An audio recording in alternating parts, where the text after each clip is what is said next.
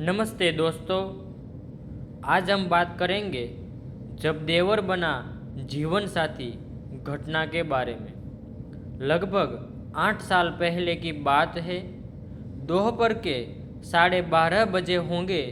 Consulting room का दरवाज़ा खुला और एक मीठी सी आवाज़ सुनाई दी, मैं आई कम इन सर।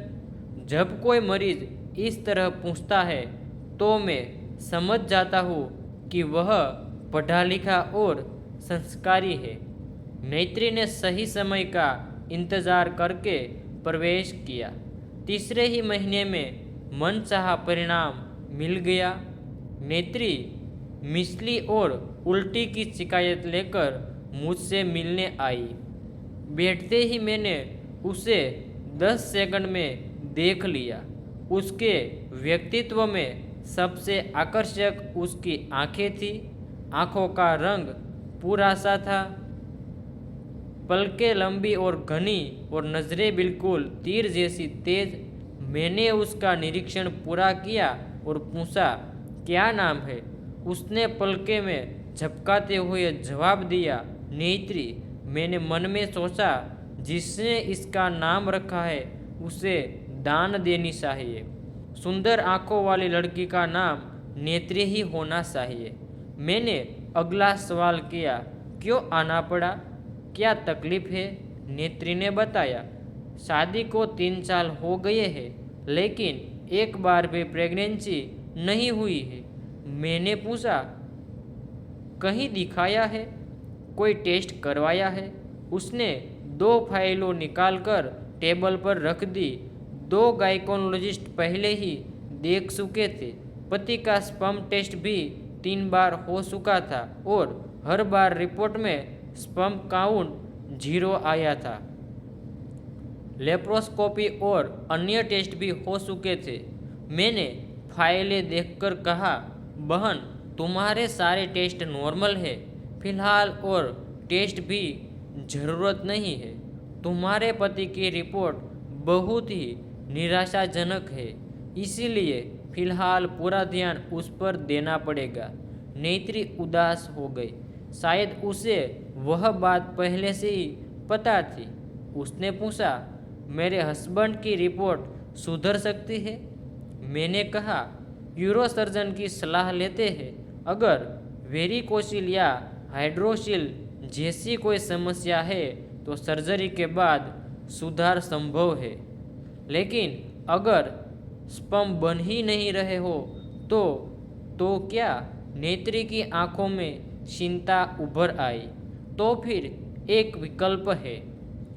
स्पर्म बैंक में डोनर स्पर्म लेकर तुम्हारे गर्भाशय में डाला जाए। इसे आईयूआईडी कहा जाता है, लेकिन इसके लिए तुम दोनों की सहमति चाहिए।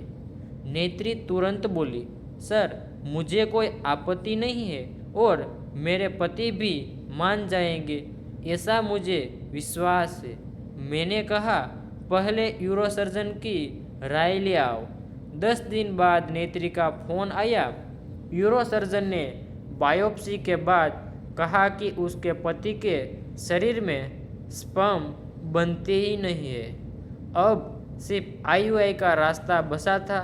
मैंने कहा, मुझे तुम्हारे पति की सहमति चाहिए होगी, उन्हें साथ लेकर आना।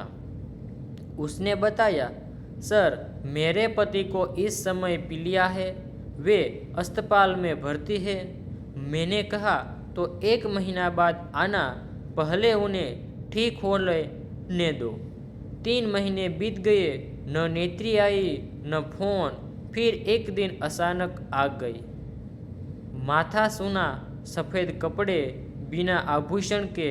मैं समझ गया कुछ गलत हुआ है। मैंने पूछा, क्या हुआ बहन? तुम्हारे पति? उसने कहा, अब वे कभी नहीं लौटेंगे। जिस दिन मैं आपसे मिलने आई थी उसके 6ठे दिन उनका निधन हो गया। ओह सॉरी, अब बताओ कि आज क्यों आई हो? सर, मैं जानना चाहती हूँ कि मेरा भविष्य क्या होगा। इस उम्र में मैं विधवा बनकर नहीं रह सकती। मैं कोई नौकरी भी नहीं कर सकती। माता पिता मुझे ले जाएंगे और फिर आगे मेरी शादी करवाएंगे, तब क्या मुझे प्रेगनेंसी हो सकेगी? मैंने कहा, जरूर, अगर तुम्हारे शरीर में कोई कमी नहीं है और दूसरे पति का स्पर्म नॉर्मल है तो बिल्कुल हो सकेंगी। वो कुछ देर चुप रही, जमीन कुरेदती रही, फिर धीरे से बोली, सर, मेरा देवर है, मेरे पति से 2 साल छोटा। सास ससुर चाहते हैं कि वे मेरी शादी उससे हो जाए ताकि संपत्ति का झगड़ा न हो। मैंने पूछा, क्या तुम उसे पति रूप में स्वीकार पाओगी? वो शर्मा गई। हाँ, वो मेरे पति से भी ज़्यादा स्मार्ट है। हम देवर भाभी कम और दोस्त ज़्यादा थे, और वो क्या चाहता है वो तो कब से इंतज़ार कर रहा है, तो फिर शादी कर लो। कुछ समय बाद नेत्री ने देवर से शादी कर ली। तीसरे ही महीने में वो प्रेग्नेंट हो गए। इलाज के लिए फिर मेरे पास आई। मैंने पूछा, नेत्री, सच बताओ, तुम 2 पुरुषों के साथ जीवन बिता चुकी हो, दोनों सगे भाई थे, तुम किसके साथ ज़्यादा खुश थी? क्या पहले पति की याद आती है? उसने खुले दिल से कहा, हाँ सर, मैं उन्हें कभी भूल नहीं सकती। वो बहुत ही सौम्य और ध्यान रखने वाले इंसान थे। उन्होंने मुझे मन का सुख दिया, दूसरे पति ने तन का सुख दिया, लेकिन संतान उसी घर से मिली जिससे मन जुड़ा हुआ था। वो मुस्कुराती हुई चली गई और मैं सोचता रहा, किस्मत कैसे करवट लेती है। अगर आपको यह वीडियो अच्छा लगा हो तो इसे लाइक करें और अपने दोस्तों एवं रिश्तेदारों के साथ शेयर करना न भूलें।